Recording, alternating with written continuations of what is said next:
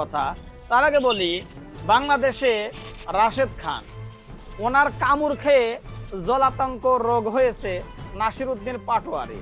হয়তো শুনে আপনারা অবাক হইতেছেন, ভাই এইটা আবার কেমন কথা? মানুষের কামড় খায়া মানুষের জলাতঙ্ক রোগ হয় নাকি? না ভাই, মানুষের তো কামড় খায় নাই। কার কার কামড় খাইলে জলাতঙ্ক রোগ হয় সেটা আপনারা জানেন। এজন্যই আমি এই কথাটা বললাম। ইদানিং দেখতেছি রাশেদ খান নাসিরউদ্দিন পাটোয়ারির বিরুদ্ধে এমন ভাবে লাগছে ভাই, একটা পাগলা কুত্তাও সাধারণ মানুষের পিছনে এমন ভাবে লাগে না। নাসিরউদ্দিন পাটোয়ারিকে উদ্দেশ্য করে এই রাশেদ খান বলতেছে যে জলাতঙ্ক রোগ হয়েছে নাসিরউদ্দিন পাটোয়ারি। তো জলাতঙ্ক রোগ যেহেতু হয়েছে তাহলে তো কিছু কামড়াইলে রোগ হয়। তো আমরা যা দেখতেছি, সব সময় সোশ্যাল মিডিয়ায় নাসিরউদ্দিন পাটোয়ারির পিছনে লেগে আছে এই রাশেদ খান।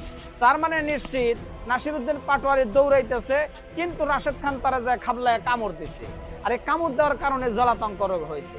এখন কোন পশুটা কামড়াইলে জলাতঙ্ক রোগ হয় এটা আপনারা জানেন। যেহেতু রাশেদ খান নাসিরউদ্দিন পাটোয়ারিকে বলতেছে হলো শুয়ারের বাচ্চা, তাইলে যদি জলাতঙ্ক রোগ যদি নাসিরউদ্দিন পাটোয়ারি হয়, তাইলে তো নিশ্চিত রাশেদ খান হইল কুত্তার। বাদ বাকিটা আপনারা বলে দেন, ওটা আর বলবো না। এবার আসুন আর একটা বিষয়, যেহেতু আমি ভিডিওর শুরুতে অনেকগুলো ভিডিওর অংশ বিশেষ দেখিয়েছি, তাই এগুলো নিয়ে আলোচনা না করলেই নয়। আমাদের বাংলাদেশের বর্তমান প্রধানমন্ত্রী জনাব